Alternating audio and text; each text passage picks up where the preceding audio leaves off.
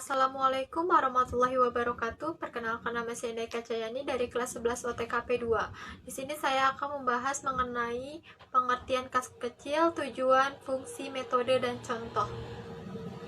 A. Pengertian kas kecil.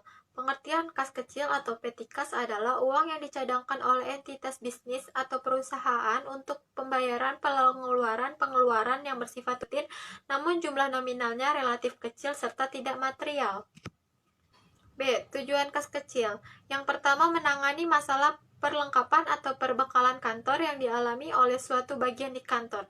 Yang kedua, menghindari pembayaran yang tidak ekonomis juga tidak praktis atas pengeluaran yang jumlahnya relatif kecil dan mendadak.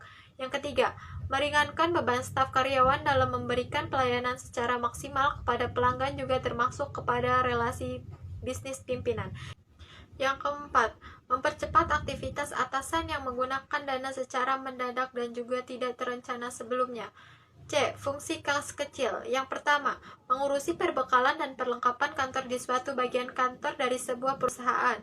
Yang kedua, membuat pembayaran menjadi lebih praktis untuk pengeluaran yang mendadak dan jumlahnya yang kecil.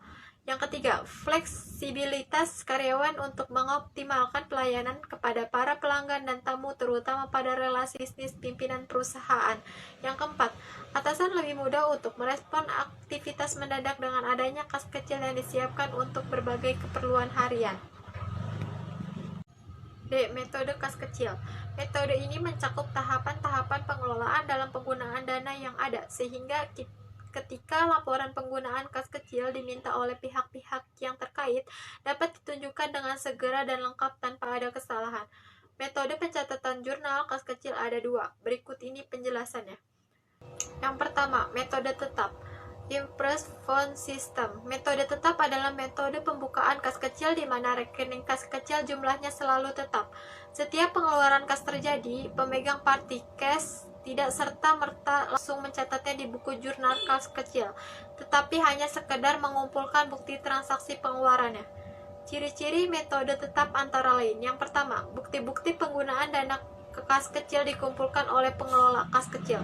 Yang kedua, pengisian dana kas kecil dilakukan dengan penarikan cek yang sama jumlahnya dengan dana kas kecil yang telah digunakan sehingga jumlah dana petty cash kembali kepada jumlah yang ditetapkan semula. Selanjutnya, berikut langkah-langkah yang dilakukan dalam metode tetap. 1. Dana kas kecil dipergunakan untuk pembayaran transaksi pengeluaran. Yang kedua, metode berubah-ubah. Fluctuating Fund System. Yang ketiga, suatu metode pengisian dan pengendalian kas kecil di mana.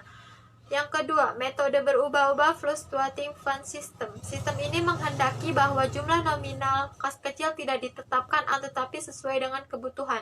Misalnya, ketika pertama kali membuat kebijakan, perusahaan menetapkan jumlah nominal kas kecil sebesar 5 juta. Kemudian digunakan sesuai dengan kebutuhan dan kemudian kas kecil diisi kembali. Ketika waktu pengisian, jika perusahaan menggunakan sistem dana tetap, maka jumlah kas kecil harus sama jumlahnya dengan saldo awal kas kecil. Namun pada metode sistem dana berubah, dana mengambang, jumlah pengisian kembali kas kecil tidak harus sama dengan jumlah nominal saldo awalnya, jadi bisa kurang maupun lebih.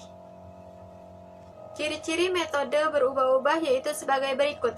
Yang pertama, pembentukan dan pengisian kembali dana kas kecil dicatat di debit dalam akun kas kecil. Yang kedua, bukti pengeluaran kas kecil dicatat dalam buku jurnal kas kecil dengan mendebit akun-akun yang kait dengan penggunaan kredit akun kas kecil. Contoh kas kecil.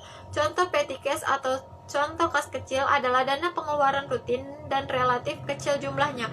Lalu bagaimana pencatatan laporan buku kas kecil atau jurnal kas kecil? Blok akuntansi jurnal akan mengulasnya di sini. Setiap bisnis, baik usaha kecil dan menengah UKM maupun bisnis besar, pastinya menyadari bahwa manajemen keuangan perusahaan merupakan faktor krusial untuk diperhatikan.